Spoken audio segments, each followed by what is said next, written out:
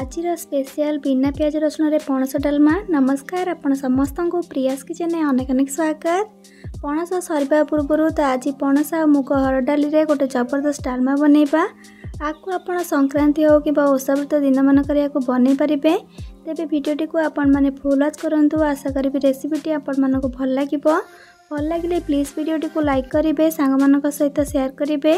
Channel जदि आपण मैंने नुआ अच्छा तेज प्लीज चैनल को सब्सक्राइब करने पाखे छोट bell icon all option click करेंगे, जहाँद्वारा मो अपलोड कर मो समस्त वीडियो नोटिफिकेशन आप सर्वप्रथम पाइपर। तेज चलते डेन कर आज रेसिपी को स्टार्ट करवा।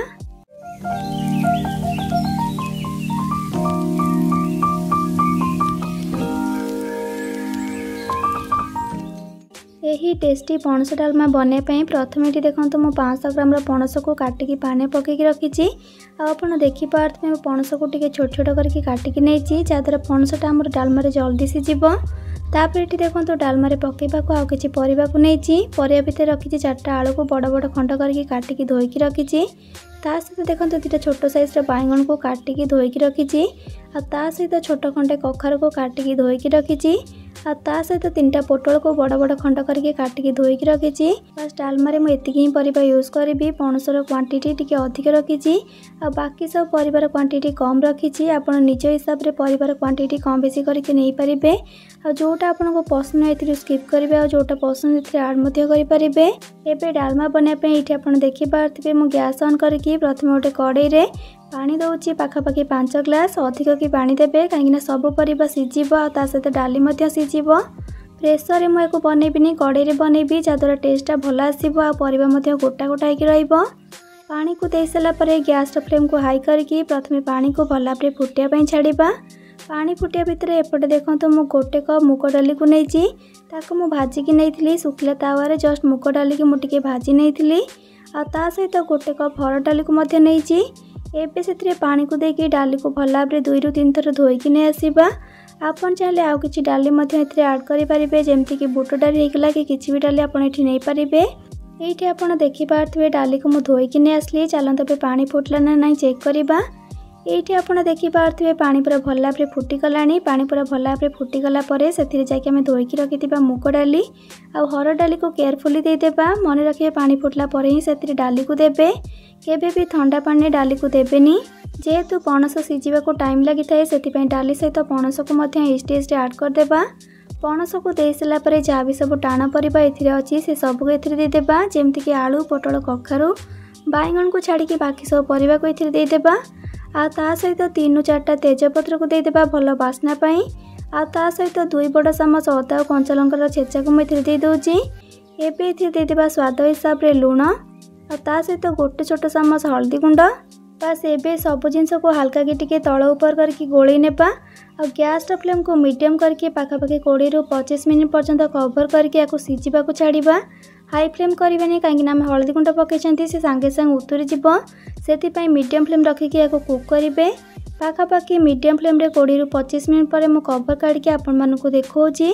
देखिपे सब पनीपरिया डाली पूरा 80% सीझीगला। आ पानी भी देखो परफेक्ट भाव में अच्छी, पूरा मरीनी, से पानी टिके अधिक कि देदेबे। एबे आम ए काटिकी रखि बाइगण को देदेबा। या को हल्का टिके मिसई देकी कवर करने सब जिनस पूरा भल भाव सीझा पर्यंत। गैस फ्लेम को मीडियम टू हाई रखिकी कवर करवा। डाली और पनीपरिया सीझा भितर चलतु डालमा गोटे लंका गुंडटे प्रस्तुत करवा। से देखो मु गैस ऑन करके गोटे फ्राइंग पैन टे गरम रखी एबे से देखो पाखापाखि 10टी सुखिला लंका को दे दूची। लंका को दे सारा पर गैस फ्लेम को लो टू मीडियम करके लंका को भाजवा, जमती कि लंका आमर पाखापाखि 50% भाजी हो। ये आप देखिपे लंका आमर पाखापाखि भाजी गला। एबे से 1.5 बड़ चामच जीरा को दे दूची। जीरा को देकी सेमती गैस फ्लेम को लो टू मीडियम रे रखिकी भाजवा। जीरा तो बहुत जल्दी भाजी जाए से लंका को टिके समय भाजी सारा पर से जीरा को देकी जस्ट 40 ରୁ 50 सेकेंड पर्यंत या भाजबे। अधिक या भाजबे नहीं ना पोड़ी जाकि तार बास्ना चल जीवो। ये आमर जीरा लंका भाजी गला। गोटे मिक्सिंग जार देदेबा। आ से ठंडा होगला पर भल भाव ग्राइंड करके नहीं आसवा। आपन चाहिए कुटिकी नहीं पारे। लंका गुंड तो आम रेडी होगला। एबे साइड रखा। आ डालमार पनीपरिया सब सीझिला ना नहीं, चलता चेक करवा। मीडियम टू हाई फ्लेम रे पाखापाखि 20 मिनट गला परे ये कवर काढ़ी आपण मानक देखौची। देखिपारे डाली आ पनीपरिया भल भाव सीझी गलानी। एते पानी देकी मध्य आपण देखिपारे पानी पूरा कमी जाइए। जेहेतु आम डालमा को बघारिबा से अल्प किसी गरम पानी को देकी टिके फुटे नौजी। से भितर चलतु डालमा छुंक लगेबा। से देखु गैस ऑन करके गोटे फ्राए पैन में 1.5 बड़ चामच गुआ घी दौची। जेहेतु मुझे बिना प्याज रसुण बनैबी से गुआ घी बघारुची। टेस्ट आ फ्लेवर भल आसो। आप चले रिफाइन तेल बघारी पारे। घी गरम होगला से 3टा शुखला लंका को दे दौची। आ जस्ट हल्का टिके भाजी देकी से देदेबा 1 बड़ चामच पंचफुटण आ 1 छोट चामच जीरा। आपन चाहे केवल सोरिष आ जीरा नहीं पारे ना खाली जीरा नहीं पारे।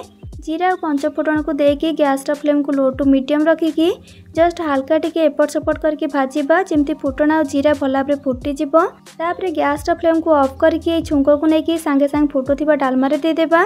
मन रखिए छुंक को देला बेले डालमा भी गरम थिबा दरकार आ छुंक भी गरम थिबा दरकार। छुंक को डालमा दे सारिकी गैस फ्लेम को हाई करवा को भल भाव मिक्स करनेबा। आपण को आहरी जदि फ्लेवरफुल बनवाई चाहूथे तेज छुंक को डालमा दे सारिकी सांगे सांगे कवर करदे जहाद्वारा छुंकर बास्नाटा बाहर को बाहर आसबनी।